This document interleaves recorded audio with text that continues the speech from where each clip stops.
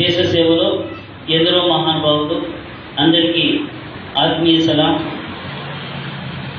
ప్రజా సంక్షేమం కోసం, భావితరాల బంగారు భవిష్యత్తు కోసం, రాష్ట్ర అభివృద్ధి కోసం, దేశ ప్రగతి కోసం నాటి నుండి నేటి వరకు గత 8-9 సంవత్సరాలుగా నిర్విరామంగా ప్రజా పోరాటాలే ఊపిరిగా పోసుకుంటూ ప్రజా సమస్యల మీద నిరంతరం పోరాడుతున్నటువంటి ఏకైక పార్టీ వైఎస్ఆర్ కాంగ్రెస్ పార్టీ. ఈరోజు రాష్ట్రంలో ఎటు చూసినా అవినీతి, అరాచకాలు, ఆర్తనాదాలు తప్పిస్తే అభివృద్ధి కనుచూపు మీద కూడా కనిపించడం లేదు.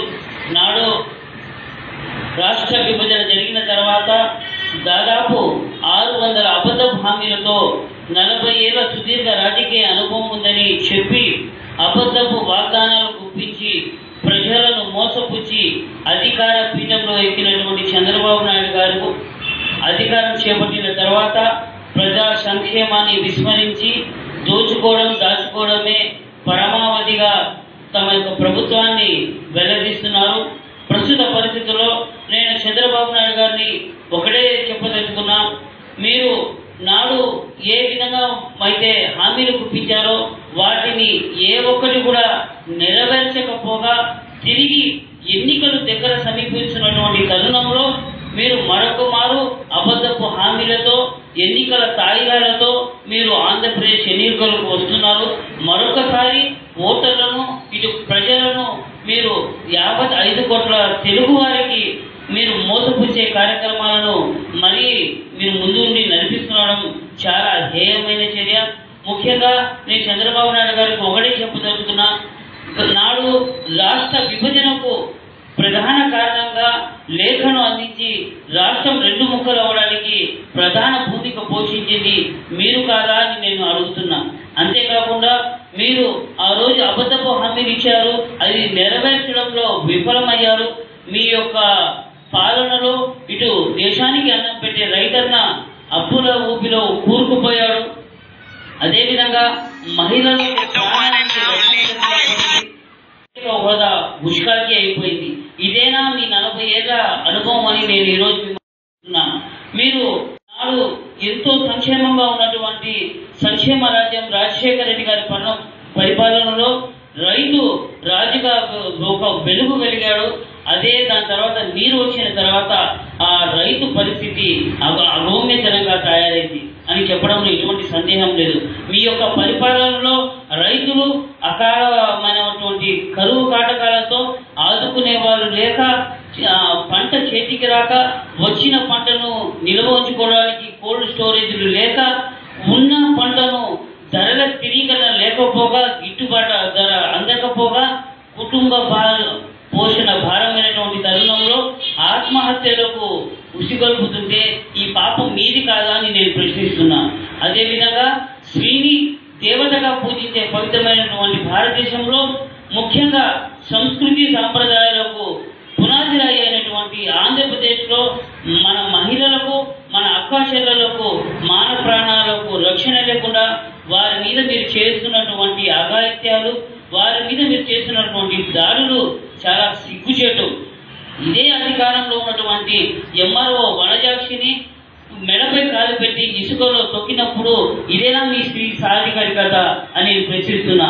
అదేవిధంగా ఒక జానిమోహన్ జడ్పీ చైర్మన్ ని మీ యొక్క మంత్రి బెదిరింపులకు పాల్పడినప్పుడు ఇదేనా మీ స్త్రీ సాధికారికత అని నేను మిమ్మల్ని ఈరోజు అడుగుతున్నా. అంతేకాకుండా మహిళలను అప్పుల ఊపిలో నెట్టి కాల్మని సెక్స్ రాకెట్లలో లాగి వారి యొక్క మాన ప్రాణాలకు రక్షణ లేకుండా చేయడం మీ యొక్క స్త్రీ సాధికారికత అనేది నేను ఈరోజు మిమ్మల్ని ప్రశ్నిస్తున్నా. అంతేకాకుండా చదువుల తల్లి సరస్వతి దేవి ఒడిలో కులాల కుంపట్లను పెట్టి నా చెల్లి రిషికేశ్వరి ఆత్మహత్యకు ఉసిగొల్పింది మీ యొక్క ప్రభుత్వం కాదా అని నేను ఈరోజు మిమ్మల్ని అడుగుతున్నా. అంతేకాకుండా వైద్యం చాలా అత్యంత ఖరీదైపోయింది. ఆరోగ్యశ్రీని నిర్వీర్యం చేశారు. 108 సేవలను నిర్వీర్యం చేశారు. వైద్యాన్ని అత్యంత కార్పొరేట్ శాలలకు మీరు కొమ్ము కాస్తున్నారు. అంతేవిధంగా అదే కాకుండా ముఖ్యంగా విద్యా విధానాన్ని అత్యంత ఖరీదు చేసి ప్రైవేట్ కార్పొరేట్ కళాశాలలకు కొమ్ము కాస్తూ ప్రభుత్వ పాఠశాలను మూపిస్తూ ప్రభుత్వ యొక్క విధి విధానాలకు అభివృద్ధికి కుంటుపడుతున్నది మీరు కాదా అని నేను ఈరోజు ప్రశ్నిస్తున్నా. అంతేకాకుండా ముఖ్యంగా 5 కోట్ల ఆంధ్రుల సంజీవిని అయినటువంటి ప్రత్యేక హోదాను తుంగలో తొక్కి 5 కోట్ల తెలుగువారి ఆత్మాభిమానాన్ని ఆత్మ గౌరవాన్ని మోడీ మోకాల దగ్గర తాకట్టు పెట్టింది మీరు కాదా అని నేను ఈరోజు ప్రశ్నిస్తున్నా. ఆనాడు ఇదే పవిత్రమైనటువంటి పుణ్యక్షేత్రం తిరుపతిలో ప్రత్యేక హోదా 5 ఏళ్ళు కాదు 10 ఏళ్ళు కావాలి అని అడిగింది మీరు కాదా? దాని తర్వాత అధికారంలోకి వచ్చిన తర్వాత వారు ఇచ్చే ప్యాకేజీకి లాలూచి పడి 5 కోట్ల తెలుగు వారి చెవుల్లో క్యాబేజీ పెట్టింది మీరు కాదా అని నేను ఈరోజు ప్రశ్నిస్తున్నా. అయ్యా చంద్రబాబు నాయుడు గారు, మీరు 40 ఏళ్ల సుదీర్ఘ రాజకీయ అనుభవం 40 ఏళ్ల సుదీర్ఘ రాజకీయ అనుభవం అని చెప్తున్నారు. మీ సుదీర్ఘ 40 ఏళ్ల రాజకీయ జీవితంలో 4 మంచి పనులైనా ఉన్నాయని ఈరోజు మిమ్మల్ని నేను ప్రశ్నిస్తున్నా. మీ జీవితంలో 4 మంచి పనులు లేకపోయినా కూడా ఖచ్చితంగా 4 అంశాలు మాత్రం ఖచ్చితంగా మీ యొక్క రాజకీయ చరిత్రలో ఒక మరకలాగా అంటిపోతాయి.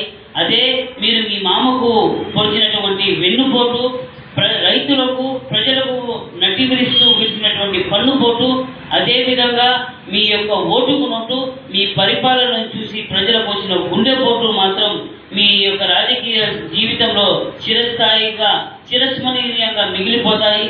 అది కాకుండా ఈరోజు మీరు ఎక్కడ చూసినా కూడా ఎన్నికలు దగ్గర పడుతున్న తరుణంలో యూటర్న్ తీసుకొని ధర్మ పోరాట దీక్షలు చేస్తున్నారు. అయ్యా నేను ఒక్కటే చెప్పదలుచుకున్నా, ధర్మం అనేది మీ డిక్షనరీలో ఉందా? మీరు ధర్మం గురించి మాట్లాడుతున్నారా? ఆ రోజు మీరు ప్రత్యేక హోదాకు యూటర్న్ తీసుకున్నప్పుడు ధర్మం ఎక్కడ పోయింది? ఇదే ప్రజా సంక్షేమాన్ని విస్మరించినప్పుడు మీ ధర్మం ఎటుపోయింది? కాబట్టి మీ రాజకీయ జీవితానికి చమర గీతం పాడే సమయం ఆసన్నమైంది. 5 కోట్ల ఆంధ్రులు అందరూ కూడా ఎప్పుడెప్పుడా అని ఎదురు చేస్తున్నారు. ఎన్నికల తరుణం ఆసన్నమైంది. ఈ ఎన్నికలలో ఖచ్చితంగా మీ అందరికీ కూడా ఈ ఓటర్లందరూ కూడా మీకు బుద్ధి చెప్పడానికి సిద్ధంగా ఉన్నారు. ఒకటే గుర్తుపెట్టుకోండి, రానున్న రోజుల్లో ప్రతి పేదవాడి ఎదురు చూపు రేపటి సూర్యోదయం కోసం ఉదయించే సూర్యుడిలా జగనన్న వస్తాడు, మా జీవితాలలో వెలుగులు పంచుతాడని ఒక దృఢ నిశ్చయంతో, ఒక దృఢ సంకల్పంతో, కోటి ఆశలతో, కోటి కాంతులతో వాళ్ళు ఎదురు చూస్తున్నారు. భగవంతుడు ఆశీర్వదిస్తే, ప్రజలందరూ కూడా ఆశీర్వదిస్తే రానున్న రోజుల్లో వైఎస్ఆర్ కాంగ్రెస్ పార్టీ విజయకేతనం మిగలడం ఎంతైనా ఖాయమని చెప్తున్నా.